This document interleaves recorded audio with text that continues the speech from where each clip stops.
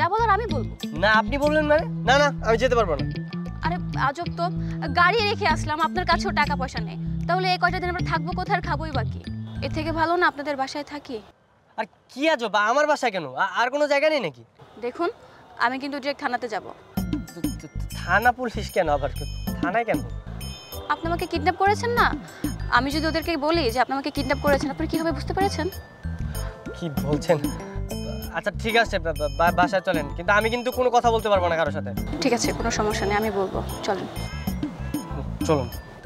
Kidnap করলো সে আর দোষ দিচ্ছে আমার। কি এক আজব বিপদে বললাম ভাই। আরে ভাইয়া তুই এতদিন পর আয় আয় ভিতরে। মা বাবা কই তোমরা? ভাই আসছে দেখো। কিসে? তানভীর তুই চলে আসছিস? এতদিন কোথায় ছিলি বাবা? 3টা বছর আমি তোরে খুঁজছি।